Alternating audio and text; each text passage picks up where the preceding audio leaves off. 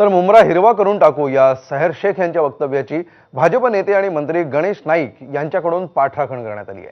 त्यांच्या पक्षाच्या झेंड्याचा रंग हिरवा आहे, त्याचे आपण किती भांडवल करायचं, आपण देखील भगवामय करून टाकू असं बोलतो, अशा शब्दात गणेश नाईक यांनी भाजप नेत्यांना घरचा आहेर दिला। हिरवा रंग बऱ्याच आणखी पक्षात सुद्धा आहे,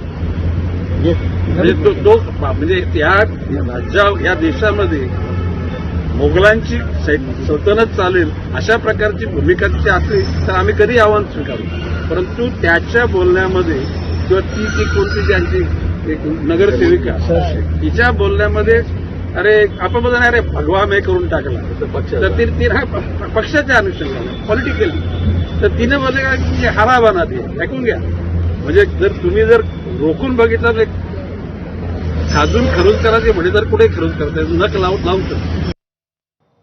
तर नुकत्याच पार पडलेल्या महापालिका निवडणुकीतल्या आरोप प्रत्यारोपांनंतर आता रंगावरून राजकीय वातावरण तापू लागलंय। सहेर शेख यांचं प्रकरण ताजं असतानाच आता एमआयएमचे प्रदेशाध्यक्ष आणि माजी खासदार इम्तियाज जलील यांनी या वादाला नवी फोडणी दिली आहे। जलील यांनी केवळ सहेर शेख यांचं समर्थनच केलं नाही तर संपूर्ण महाराष्ट्रच हिरवा करू असं मोठं विधान करत विरोधकांना चॅलेंज केलंय। यावर आता भाजपचे मुंबई अध्यक्ष अमित साटम यांनीही प्रतिक्रिया दिली आहे।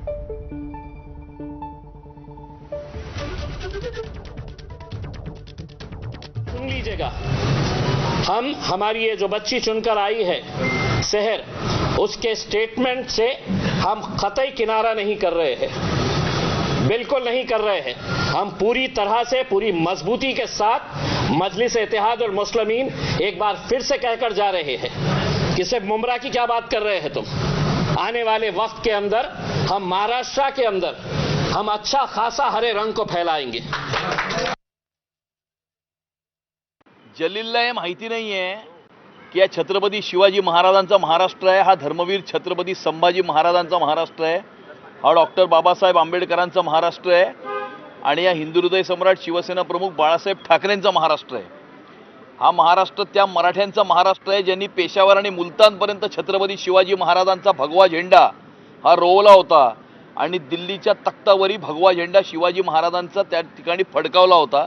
हे जलीलला माहिती नाहीये आणि त्यामुळे जलील सोडा, जलीलने पुढचे 100 जन्म जरी घेतले ना तरी तो या महाराष्ट्रातून आणि या हिंदुस्थानातून भगव्याला अजिबात हात सुद्धा लावू शकणार नाही। पुढची महत्त्वाची अपडेट, मुंबईच्या महापौर निवड प्रक्रियेला आता वेग येतोय। पुढच्या 2 ते 3 दिवसांमध्ये